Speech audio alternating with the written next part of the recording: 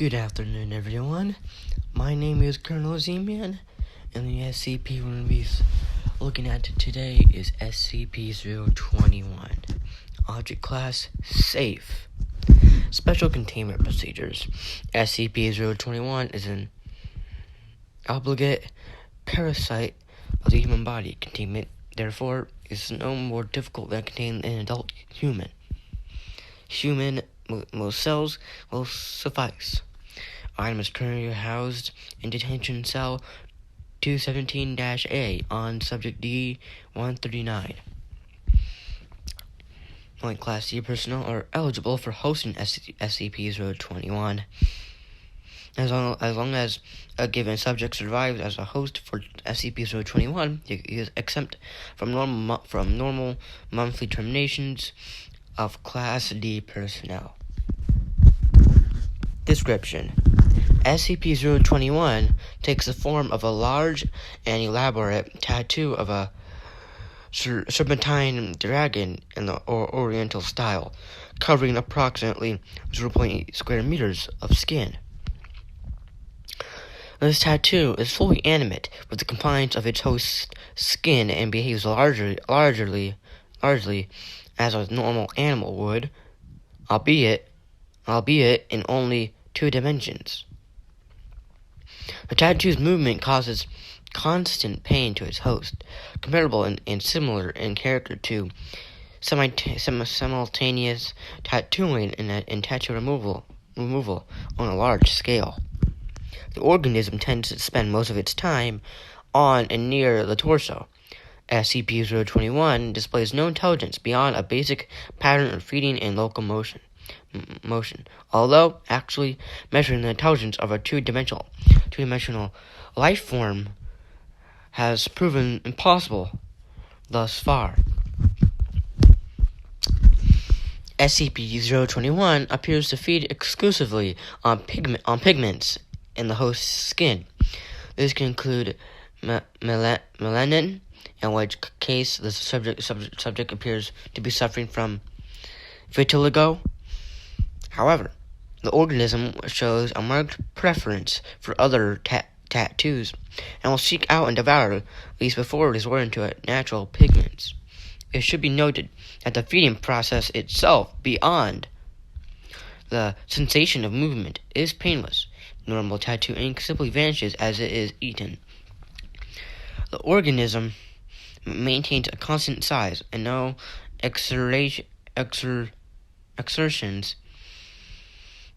have been observed. The organism is capable of clearing over 0.6 square meters of skin per hour. One may feed SCP-021 by quickly tattooing fruits or small animals on the host.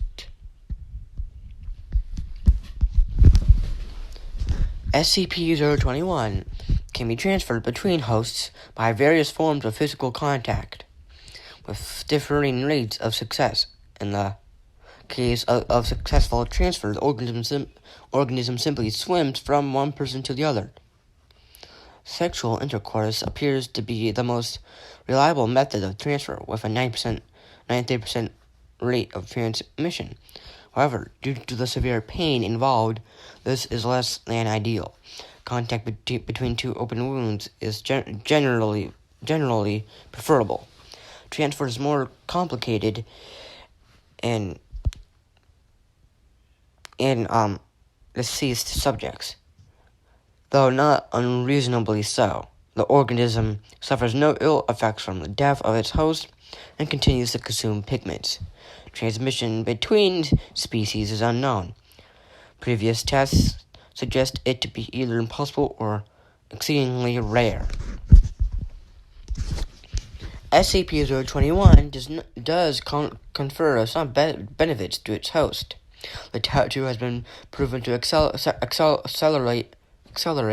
the release and reuptake of epinephrine and decrease lactic acid buildup, providing boosts of strength, confidence, and pain tolerance in stressful situations, and reducing the usual after effects of weakness and fatigue. In addition, the tattoo seems to have some beneficial effect on the host's immune system.